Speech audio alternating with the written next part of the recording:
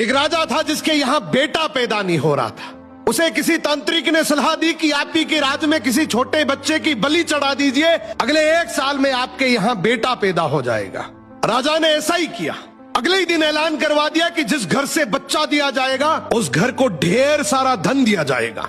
राजा का ये ऐलान एक गरीब परिवार ने सुना तो अपने घर के सबसे छोटे बच्चे को भेज दिया कि ये बच्चा हमारे किसी काम का नहीं, इसे रख लो। अब बलि चढ़ाने की पूरी तैयारी हो गई। राजा ने बच्चे से पूछा, कोई तुम्हारी आखिरी इच्छा? तो बच्चा बोला, मुझे बस थोड़ी सी गिल्ली मिट्टी ला कर दे दो। मिट्टी लाई गई तो उस बच्चे ने उस मिट्टी से छोटे छोटे 4 मकान बनाए और उसके बाद एक एक करके 3 मकानों को लात मारकर गिरा दिया। एक को रहने दिया और उसके सामने हाथ जोड़कर दुआ की और राजा को बोला, अब मेरी बलि चढ़ा दो। ये देखकर राजा को बड़ा अजीब लगा।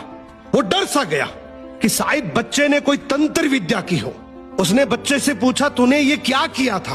तो बच्चा बोला, पहला मकान गिराया जो मेरे माँ बाप का था, जिन्होंने सिर्फ पैसों के लिए मुझे बेच दिया।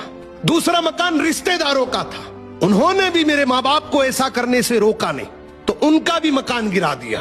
तीसरा राजा जी आपका तो काम है लोगों की रक्षा करना, लेकिन आप भी अपने लालच के लिए रक्षक से भक्षक बन गए।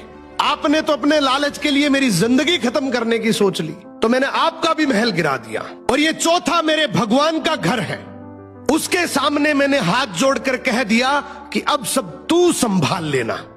राजा ने बच्चे की बात सुनी तो आंखों में आंसू आ गए और गहराई से सोचा कि किसी हंसती खेलती जिंदगी को खत्म करके मुझे बेटा मिल भी गया तो मेरे किस काम का, क्योंकि मेरे राज में न्याय की भूल हो सकती है लेकिन उस ऊपर वाले की डायरी में गलती की कोई गुंजाइश नहीं है। राजा ने रोते हुए बच्चे को गले लगा लिया और बोला, आज से तू ही मेरा बेटा है। इस कहानी का मतलब है कि दुनिया के सामने झुकने से कुछ नहीं होगा, क्योंकि दुनिया अपने मतलब के लिए कुछ भी कर सकती है। झुकना है तो उस भगवान के सामने, जिसके सामने झुकने से तुम्हारा कोई कुछ नहीं बिगाड़ सकता। समर्पण करना है तो उस परमपिता परमेश्वर को करो।